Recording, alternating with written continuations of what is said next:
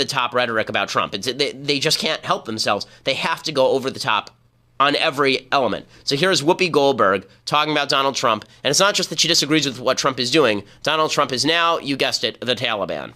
We have a leader who has repeatedly demeaned women, wants to defund organizations that benefit women, calling on the media to shut up, specifically wants to give preferential treatment based on religion. Are these values really much different than the Taliban's? I mean... Yes, they are. It turns out that Donald Trump is not the Taliban. He's not in favor of honor killings. Donald Trump, in fact, it's to stop the Taliban from coming in the country that he's implementing some of these immigration policies. That is the basic idea behind all of this, and I'd be very surprised if in the future his immigration moratorium does not extend to Afghanistan. Okay, the fact is, Donald Trump's entire stated purpose with regard to stopping an influx of immigrants from countries like Yemen and Somalia is because he doesn't want the culture of certain areas of the world infiltrating. What he means by that is radical Islam.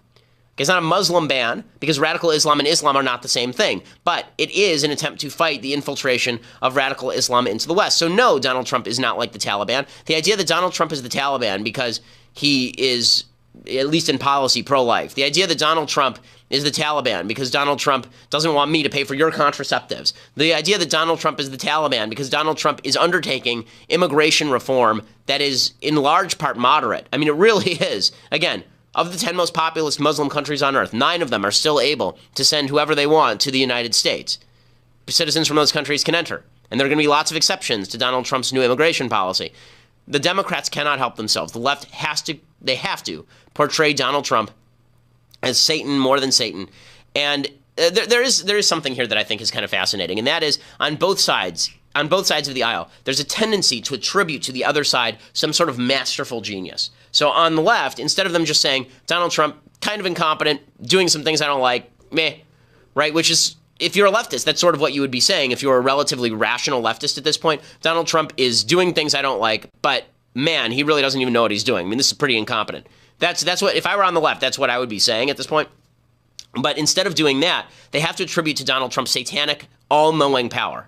Right? Donald Trump is secretly the Taliban. He's secretly Hitler. He secretly has a plan to take over everything and run it. Ooh, right? And on the right, we used to do the same thing with Obama. It wasn't just that Obama was incompetent in the rollout of Obamacare. It was all part of his evil plan, right? Everything that Obama did was all part. It was all part of the plan, right? It was all part of this evil, evil plan.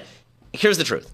Most of the people in government suck at their jobs because most people in America suck at their jobs. Most adults suck at everything. Okay, the great lie of being an adult is that other adults know what they're doing. They generally don't. We all sort of muddle through, and then we hope for the best. The same is true in government. Because we attribute this level of mastery to government, we think it matters so much who heads the government, and when someone we like is in charge, we want that person to have more power.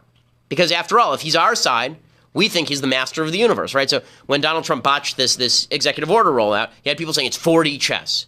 It's 4D chess. No, it's not 4D chess, okay? If it's 4D chess, it's the kind of 4D chess like in Star Wars where you don't play chess with the Wookiee because he gets mad and rips out your arms, right? It's not actually Donald Trump playing four-dimensional chess in time, right? That's not what's going on here. But because there are so many people who have a religious belief that our leaders know what they're doing, they say give them more power, they know what they're doing. It hasn't been true for 100 years.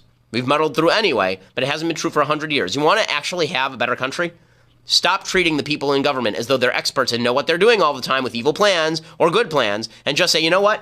Whether they're evil, whether they're good, let's just cut the power of government totally, and then it won't matter because they're incompetent. It won't matter if they're evil, won't matter if they're good, they can't do anything.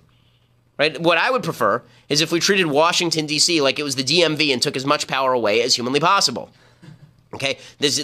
Everybody is trying to turn Donald Trump into Darth Vader on the left. And on the right, everybody tried to turn Barack Obama into Darth Vader. And I think Obama was in many ways more competent than Trump is at a lot of things. And I think he had more plans than Trump does. I think Trump is pretty ad hoc. But Obama wasn't in charge of things either. It turns out very few people are actually Darth Vader. Very few people are actually capable of being Darth Vader. And so that means that we should actually take power away from them. And if you're really that worried about Darth Vader, by the way, on the left, if you're really that worried about Donald Trump being Darth Vader, how about this? Instead of him running the empire, let's downsize the empire so it's just the Mos Eisley DMV. And then you don't have to worry about it. That'd be the easiest way to fix this problem. Man, I'm like ripped on.